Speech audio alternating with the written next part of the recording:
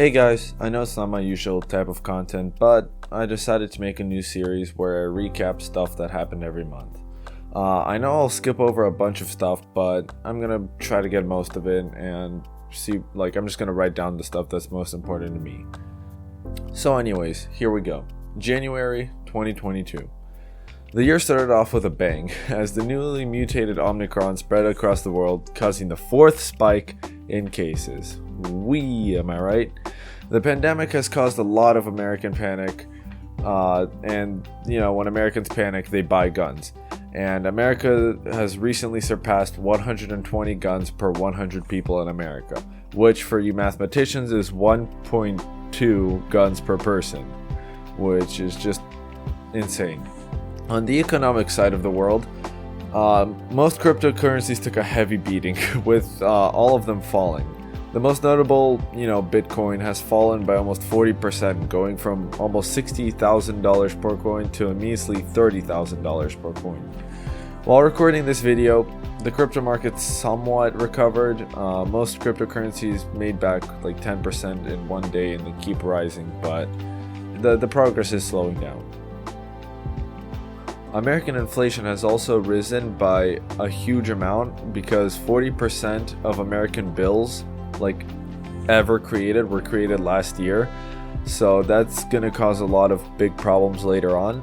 And in the world of Wall Street, Nancy Pelosi took the throne as one of the most prominent stock traders in the world, making a whopping 150% return on investment last year. To put that into perspective, the most well-known trader today, Warren Buffett, only made a 2% return. So anyways, let's get away from stocks for a minute and talk about nature. There have been many natural disasters already. The super typhoon called Odette hit the Philippines on January 14th with wind speeds up to 140 miles per hour, causing about $500 million in damage. And the next day, on January 15th, the Tonga volcano erupted in Hunga Hapai, I butchered the name so bad, I'm sorry, which was a small uninhabited island off the coast of Tonga. This volcano caused a tsunami warning to be posted across the west coast of America, but there was not much to fear since the waves didn't exceed more than 6 feet in height.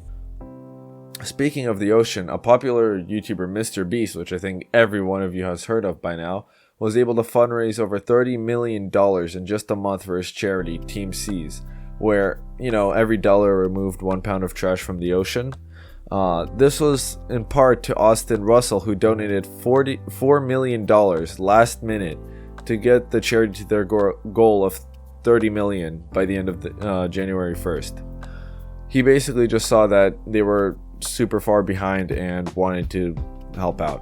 What a nice dude. Anyways, let's talk about politics. Russia is once again threatening to invade Ukraine and occupy its territory. In December of last year, Russia sent almost 150,000 troops to the Ukraine border.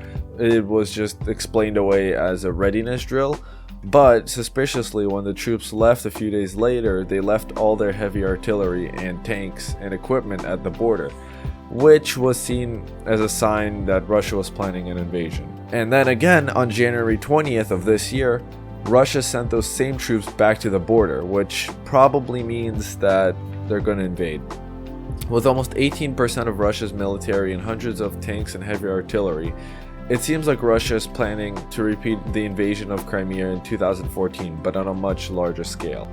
To cope with that, most people have gone online and played video games, which perfectly morphs us into our next topic, the online world. Microsoft just recently bought Activision for almost $70 billion, which sent shockwaves through the video game industry because Microsoft pretty much owns every large company now, except for EA. And there are talks of Microsoft buying EA as well, so get ready for all your games to come from Microsoft. And to be honest, I don't know if it's a good thing or a bad thing yet because they haven't released any games yet. But if they release another Call of Duty World War II, I swear to God, I will be so pissed. But yeah, anyways, I'll keep you posted if anything happens. Speaking of video games, Nvidia just released a new affordable graphics card, the 3050, which performance-wise is not the best, but it only costs about $150, which will let ordinary poor people finally build their own setups. Sorry, I called you guys poor. I'm probably also gonna buy this because it's the only thing anyone can afford at this point, with inflation and all that. So yeah, that's pretty much it, guys. It's a brief summary of everything that happened.